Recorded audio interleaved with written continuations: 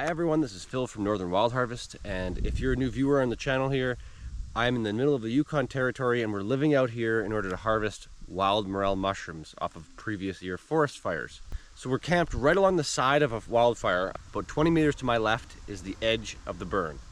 And there has been about probably 50 other commercial harvesters in this ground.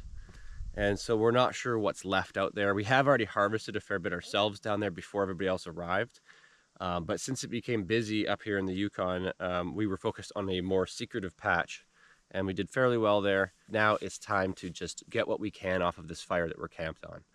So we're going to fan out from our camp and just try to fill some buckets today. I won't be going too far, just over this little hill the burn starts. And I'm going to go down a large bank down into a big open flat. And there's a fair bit of nice ground. The problem is a lot of people have been down there. So we'll see what's left and we'll do the best we can. Okay, so I'm just going to be going with the GPS, compass, my secateurs for harvesting, bear spray, bear banger, knife, water. With the extender here, this bucket can hold about 16.5 pounds.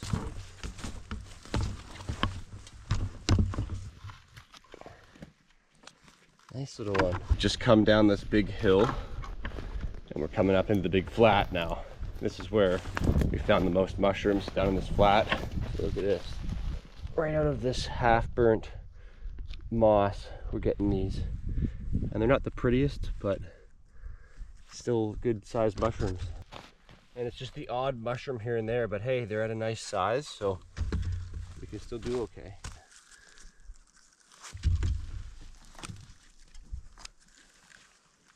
Five grays right here. We need to see more than 5 around a tree though to be excited. We need to see 30 around most of these trees. That's how many people are here. It's got to be a real good flush for us to stay for a long time.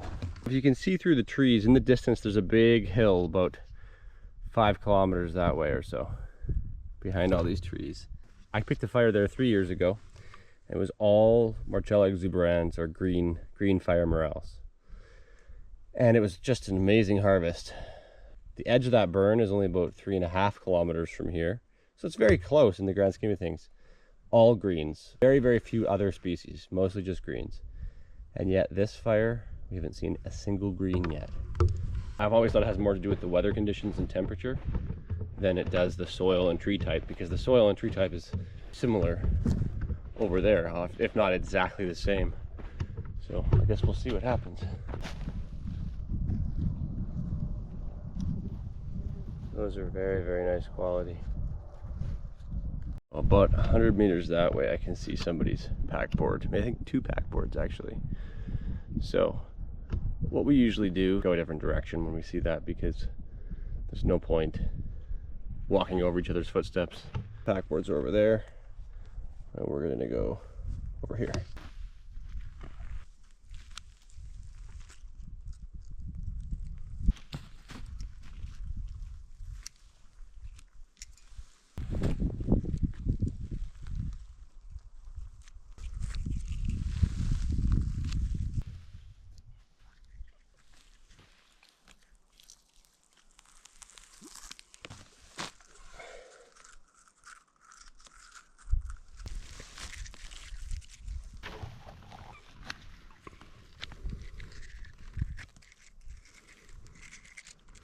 Just over there, there's another blue harvester's bag, somebody else.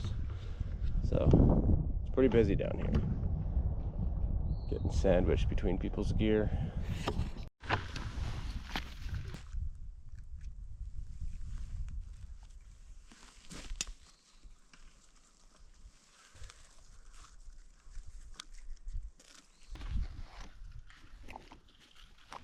Gonna take one. Show you.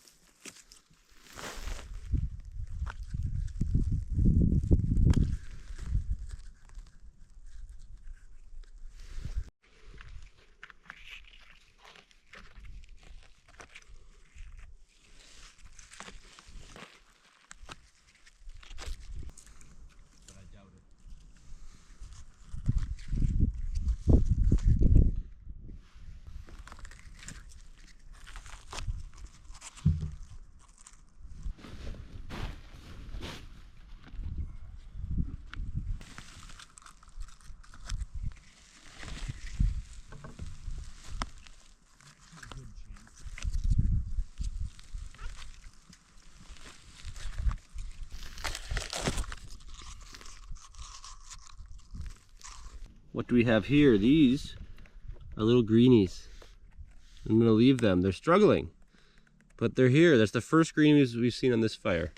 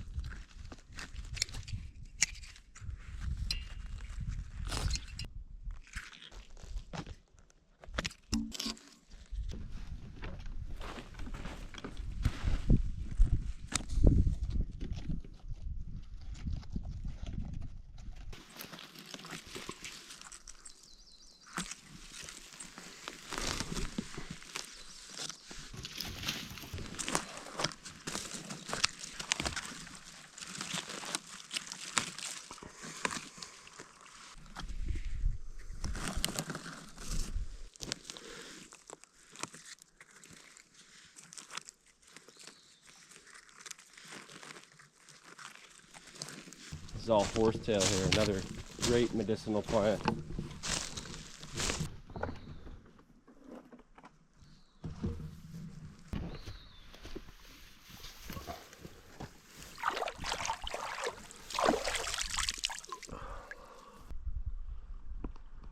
Nice.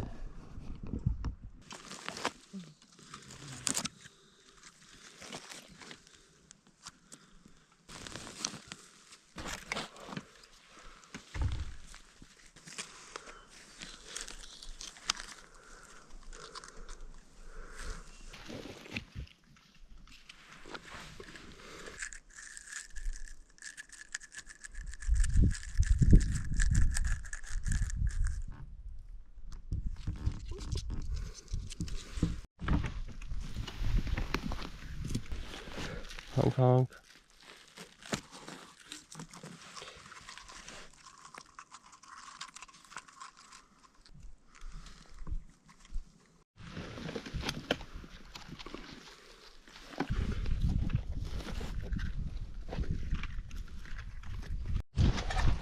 So here's what we got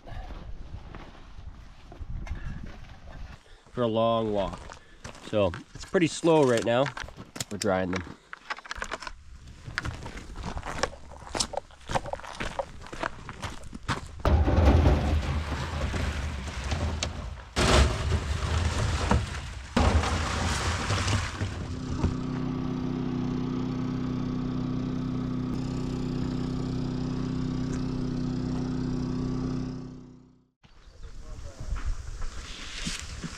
Good morning, everyone. We have dried our mushrooms from yesterday and they're finished flashing as well. So here they are.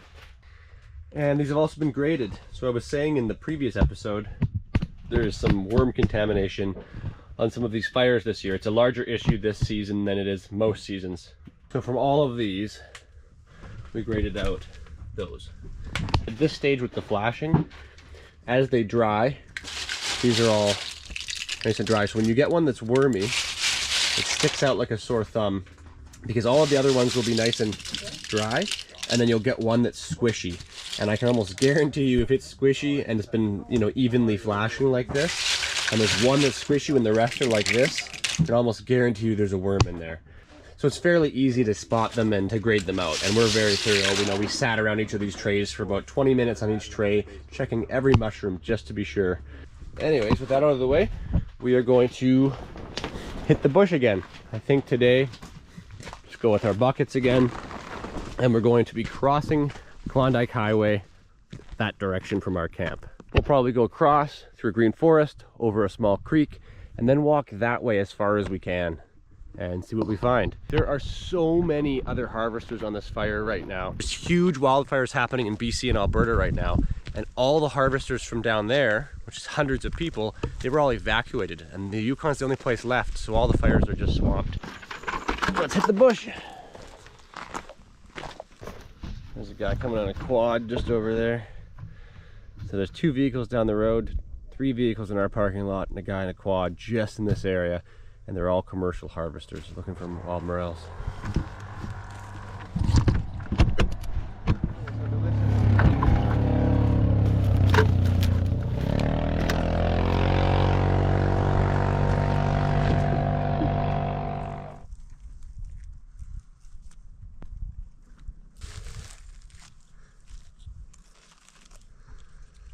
So there's another harvester just over there. So we're gonna go this way instead. But the area that we're trying to get to is through a big chunk of green forest. And the only reason we know it's over there is because of our drone, and then we walked it a while back. And there's another harvester right there. All commercial harvesters. Pretty busy on this small burn.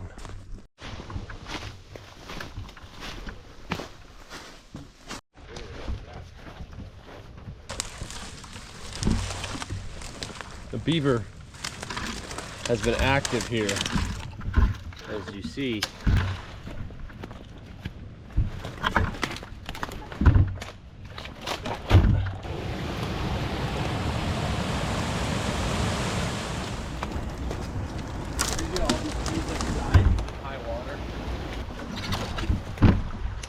Thank you, Mr. Beaver.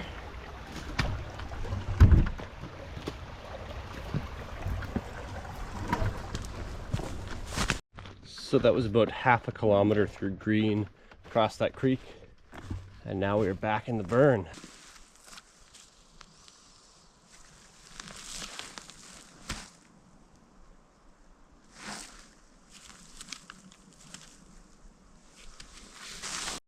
This is cool. We've got a greenie next to a gray, 2 different types, and then 4 or 5 more, 6 more grays over there. Just starting. But just to show you, there's the green. This is a little too small to pick, but just wanted to show you the rare species. Okay, so the 3 of us have spread out, try to cover more ground, see if one of us can get wind of a good flush. We all got radios, so we're in communication still, but this way we can see more areas.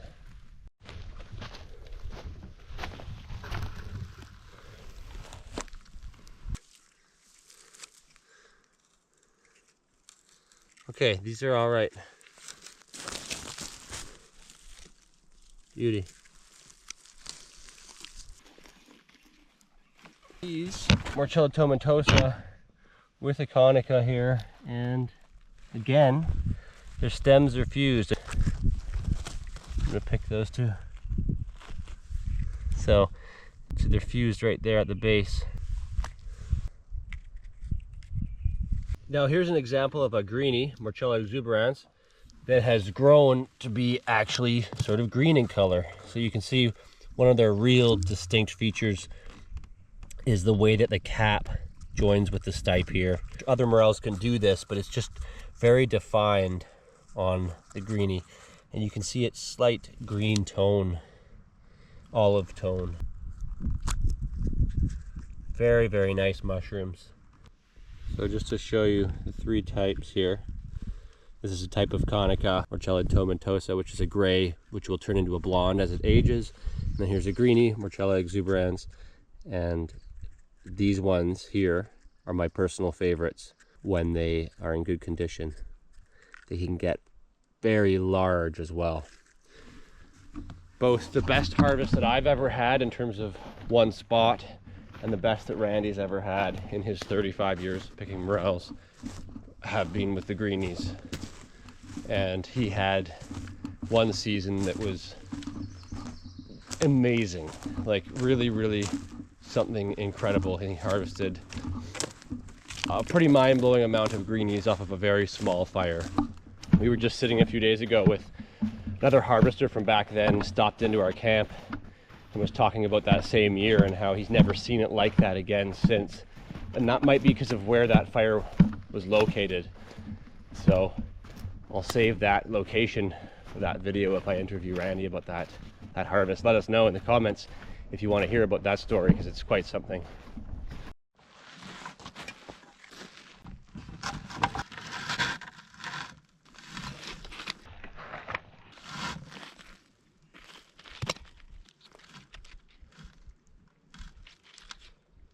Look at these. Beautiful gray. Mochella tomentosa.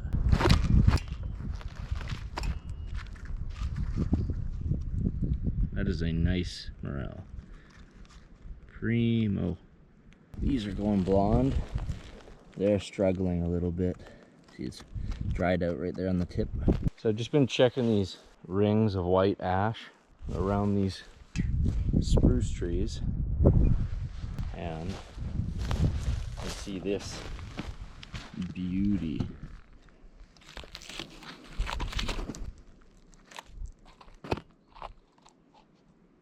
Like, that is just a gorgeous morel.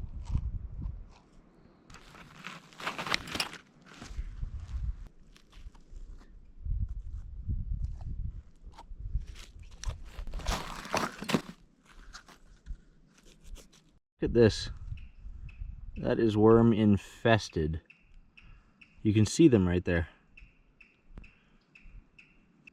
Now this one's particularly bad. We definitely take extra care to not let this go into the bucket. So if you're wondering why this season has been not so great for harvesting morels, there was good ground. Like even this ground I'm in now, in the right conditions, could be good. There's a number of factors. One, not very many fires and not very big, and the large ones just weren't accessible by road. Because of that, all of the pickers from BC, Alberta, Quebec, all everywhere, they've all sort of funneled in to the few small fires that are here. Another factor in terms of the morel growth is there was an early warm trend.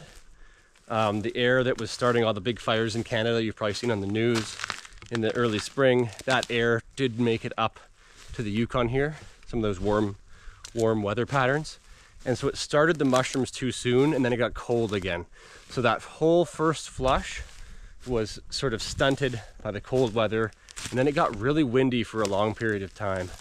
We did have rain, we did have some sun, but when the first flush gets stunted like that, it becomes very prone to worms. There's also a cycle with the worms, so unfortunately those factors lined up poorly in terms of morel growth. Those are some of the larger factors, but really the wind has just been drying out the mushrooms. And one of the reasons I'm saying this with confidence is because the only fire that didn't have really bad stunting was the one we've been getting larger harvests from. And that's because that area of the Yukon is a lot warmer. That little zone is known for being warmer. It's actually warmer than Whitehorse, even though it's about 400 kilometers north. And when that first flush gets messed with, sometimes this happens where it just never really kicks back in very well. The late stage fire morels could still take off, but the idea of sitting around on this small fire for a couple of weeks, not getting very much at all, with all these other harvesters here, just really isn't all that appealing.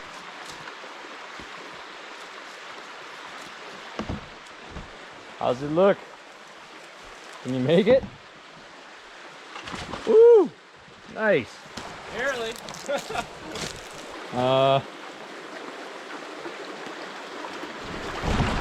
Oh, nice. I landed on the dirt and it just gave way. Look at that.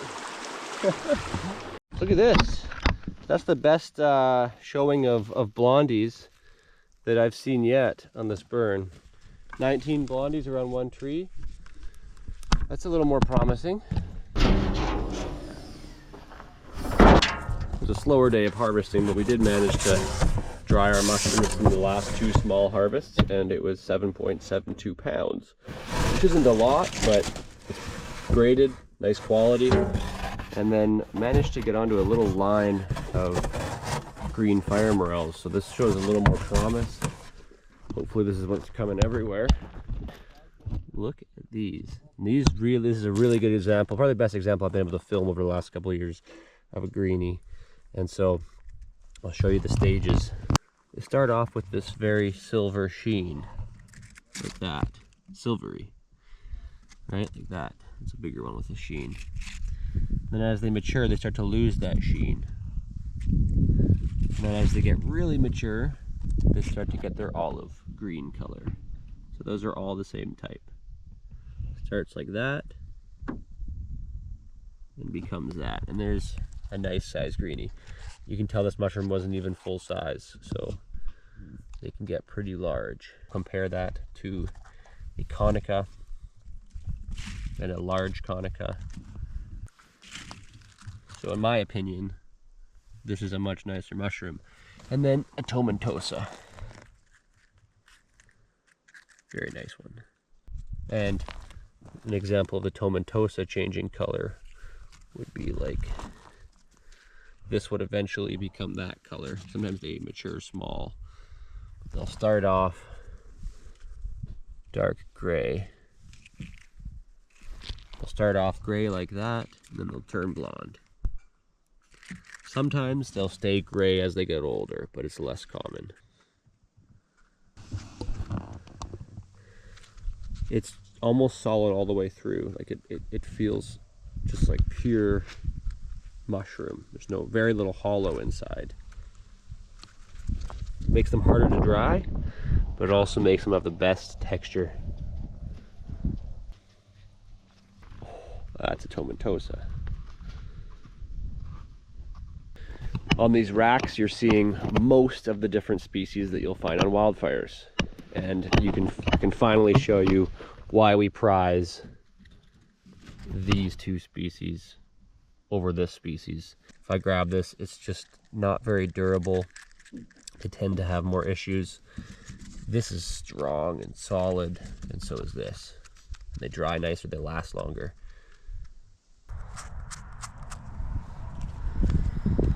Anyways, thanks for watching. In the next episode, we will be using our pack boards to go back into the patch that we've been getting a good amount of volume out of.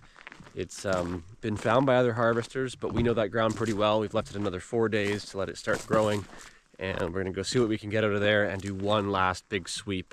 Try to hit any of the hills we haven't been on yet, and just see what's going on with those greens and grays. So, thanks for watching. If you enjoyed the video, then give it a like and subscribe if you want to follow along.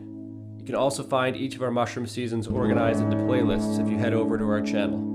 Our online shop is linked in the description of the video, where you can find our Fire Morel trio, which has all 3 groups of Wildfire Morels graded into their own packages. Thanks for watching.